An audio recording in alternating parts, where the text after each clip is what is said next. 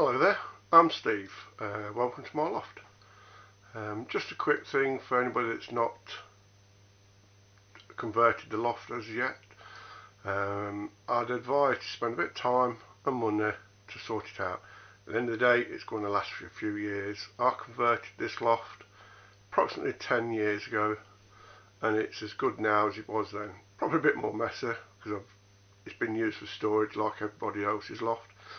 What I would suggest is when you start converting your loft, you'll see these trusses, all these, they run from front to the back of the house, and then when you put your floorboards in, you get some 2x2 and then you run them across the joist and they will go from left to right.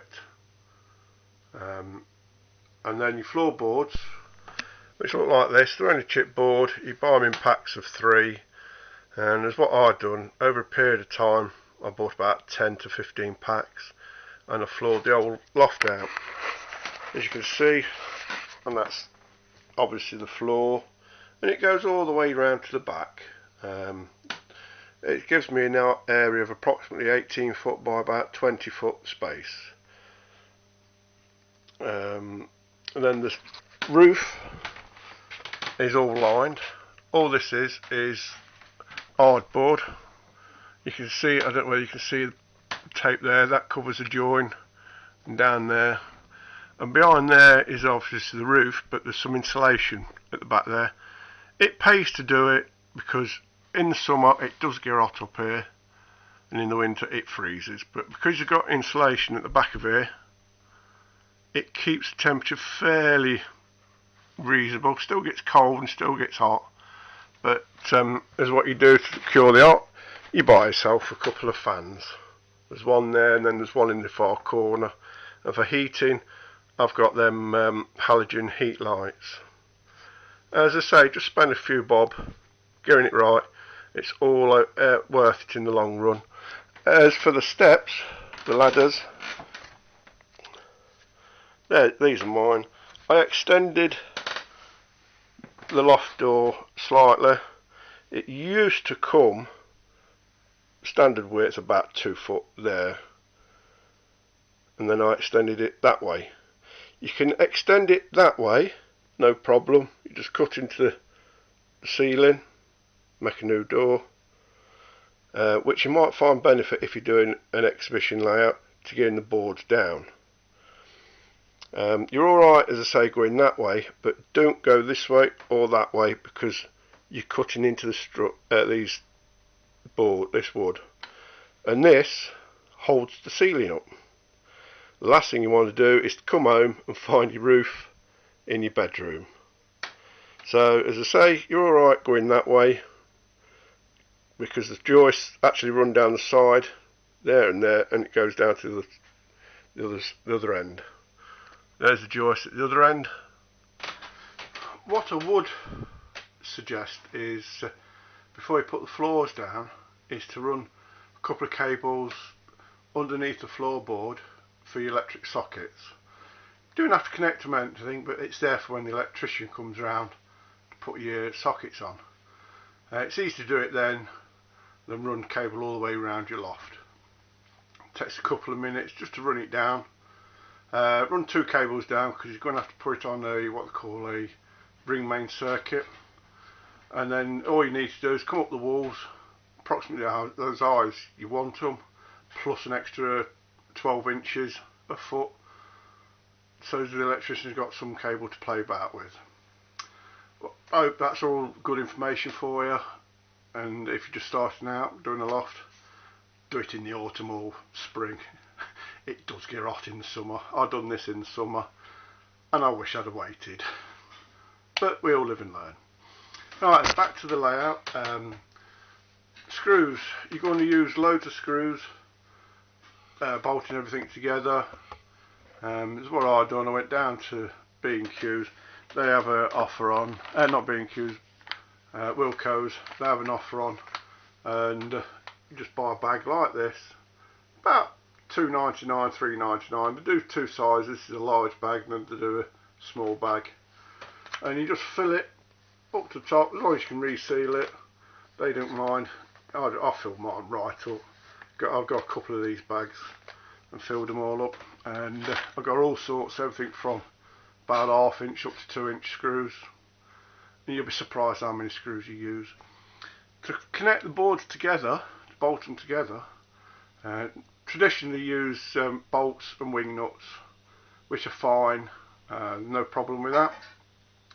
But to save time on an exhibition, I've decided to use these nuts and bolts. There we are. There we are. This end it screws permanently into one board, and then you put this on through the two boards and bolt it on. I'd pour washer on this end and then screw it through the boards into this bit. You can buy these at shows. I think they come in pairs like that, male and female. I'm not sure how much they are. Couple of quid, I'm not sure, can't be 100% sure. This is what they are. The nut and bolt, as I say, on that end, it's an Allen. I don't know whether you can pick it out. The light keeps flashing off it. It's an Allen key connection, and you just put the Allen key in and turn it around. Good thing with them, you can buy a bit for your electric drill, your battery drill, cordless, whatever you've got, and just drill it straight in. It saves time, it's a bit quicker. You buy them, as I say, from shows individually, but it's cheaper in the long run to go to somewhere like Screwfix, and you can buy bags full like this. They're the males, they're the females. Female ones are called Insert Nut Type D, and then the male ones are called Cross dowel bolts. Sorry. Both M6 size, they're 50mm to go through 2x1. And say this end is permanently fitted to the board, so you haven't got to look for any wing nuts or anything. They're permanently in, and then it's quite simple to join it all up. Have dropped a couple of clangers already, and that's just building the baseboards. The baseboard's all up and finished.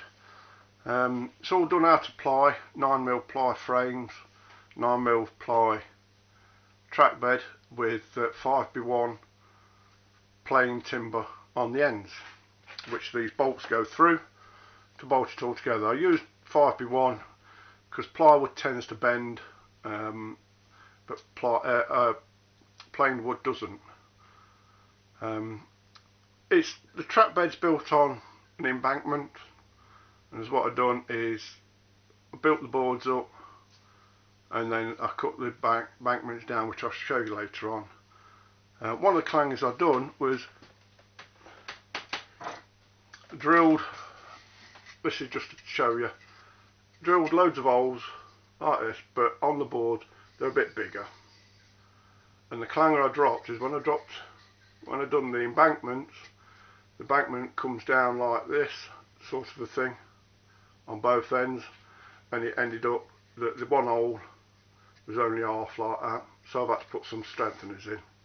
So, and I've done that to save weight, and it's backfired. But then again, you only live by mistakes. Right, I'll show you the boards, I'll show you what I mean, and then we'll have a little talk afterwards. The layout is going to be DCC. I'll show you the wiring that I should be doing later on. The system I use is called NCE. This is my preferred system. You ask other DCC users and they'll tell you another preferred system. They're all as good as each other. It's just personal choice at the end of the day. As I say, later on I'll go into more detail with the system. Now with the boards, as you can see from that end, let me get you. You can see the track bed raised around there. It comes around the corner. There's going to be a bit of a station here, and then there's a bit of a sidings and whatnot here. The main line will come down the track all the way down.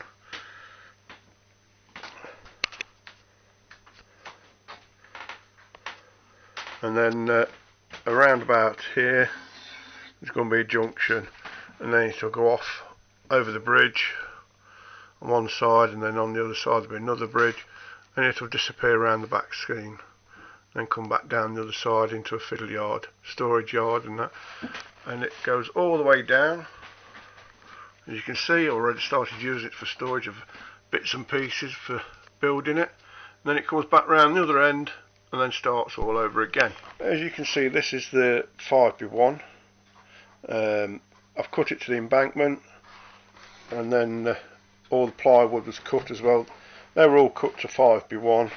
As you can see in this one, the hole, and then underneath there'll be the boards will come across, and there'll be other holes under there, and they've been cut in half, and that was the clanger I dropped. As I say, it's all on an embankment. I did use originally 6mm, but we went on holiday and then we come back and it had twisted and warped, so I've gone on to that's why I used 9mm track bed. There we are underneath the baseboard. As you can see, the big holes.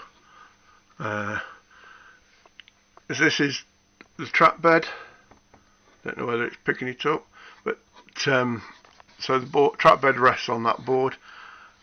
There's a hole there, and this is what I mean by the clanger. There's a hole here, you can just about see it, and because I cut the board, I've lost the strength, so I've had to put some strengthener in. Put these holes in here to feed the cables through. So, as I said, that's the first clanger I've drawn. But on the fiddle yard, it's all 2x1. Same again, there's holes here, the one there, and that's just basically to put the cable through. It's sitting on 2x1 battening at the back of the layout, so that it's got something to rest on. This is what I'll just show you these, how to fit these in. There's the female end of these nuts and bolts. What I normally do is put a bit of glue in there and there, and then screw it into the wood. You get your key, and then just turn that up, turn that round, and then it fits in like so. The only reason I put a bit of glue in is to make sure it sticks hard, and that's it. That's all they are to it. You just drill an hole in the wood. It's just slightly smaller than that, so it's a tighter fit, and then you just drill it in. And once you've done that bit, and I'll put that on your board, all it is then is a case of you marry your next board up. We'll say this is your next board to it. Put that in there, and then just screw it up like so. And then as you tighten that up, get your little power drill or cordless. Just take a bit of time. There we are, and that's it. That's how you put your boards bolted together.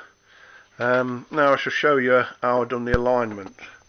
Now I shall give you a rough idea how I do the alignment. All it is like a brass plate, a 3-hole brass plate, 2 holes for the screws, and then you got a main hole there. I think you screw them to the back of pictures or plates or picture hooks, something like that. Now they go into the frame, and then you put a screw in there to go into the wall. And it's an idea that I've read, and like all good modelers, I pinched it from an article that were in Railway Modeller. I think it was Banbury, they'd use this system. And I must admit, it does work, and it's quite good, cheap and effective. Because what you do is, you put in a routed bit. I've got a router, so I routed that all out, and then I put the plate in. It's got to fit flush with the board. It's got to sit back, so it ain't sticking out too far or anything like that. And then what you do, you screw that in, drill an hole through this side. You do that one on that side, and you've done the same on the other side. Get your next board to it. We'll use the piece 2x1 to show you roughly, and then you marry it up like that. Obviously you'll have your track bed on there, so the track bed will come level.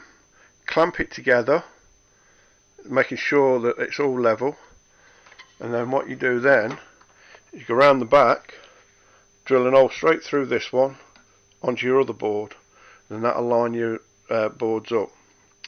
On the other side, just move that one out of the way slightly, you put a screw hole, just a screw. Try and find one that's got a bit of a shank on it, like that. And all you do is, with the hole that's just drilled through, you mark it out and then drill that hole and put a screw in it. Once you've done that, the screw head, you cut it off with your drill and then just slice it off. Make it all nice and tight so there's no rough ends around there. I use a Dremel, which is a good drill, but I'd ask you to please, if you go and buy a decent drill, spend a couple of quid or whatever they are on safety glasses. Protect your eyes, because you'll be surprised how much sparks come off when you're cutting through something like that. It's just a safety thing for you. Now go back to the board. Then once you've got the other ends married up with these, bolt it back, clamp them back together, and then with these that you put your fixings on, you drill the hole straight through the two boards, and then that'll line them up, and then you've got your baseboard joins all in. They are, I've done them on a few of them. There's one on this board, one on the middle, then on all the scenery side. It takes about 5 to 10 minutes to do one board, but you get the alignment dead on, and that's what you need when you're doing exhibition layout. As I say, they're just normal plates. You can buy proper male and female board joiners. You get them from, when you go to shows, you can pick them up from there. But these, you get them from favourite shop, Wilco's or B&Q's or any DIY. Just to give you a rough idea what the layout's going to be. I'm no architect, so hopefully everything comes round. The storage yard's at the back, comes round. You'll see a bit of a station area just here, be a road bridge here, and it comes down the main line. That's a bit of a siding area, and then it was going to be a river here, but I've moved the river further down, and then it comes off to a junction and goes around the back, and there's the other one. The river is now here, roughly. I don't know whether you can see it. That's where the bridge is going to be. That's where it all is. You can go onto a site called AnyRail, and then you can download your plans. You get 50 pieces to move about, and a class 1 piece, as in one piece of track. You get 50 pieces, as I say, I've coloured bits in, but this is basically it. That's the junction lines. Say the river's round here somewhere. Comes down, there's the junction. But I might bring a goods loop just down there. So the main line will be used for passenger stop. This will be a goods loop down this way. And it comes all the way down. There's the sidings, interchange sidings. All the way down to here. I'm not sure whether I'll put a point in here and then send it round the back, or just go straight in with a three-way point just there. Platforms are going to be in there and there. I've not built the legs yet. I shall do them at a later stage. I hope you've picked up some bits and pieces. If you find it interested, leave us a comment. Open to all sorts of useful information. Even though I'm building it for an exhibition, I still learn. So bye for now then, and next time I shall do another blog. It'll be laying the cork track bed down and then laying the track as well. So for now, goodbye.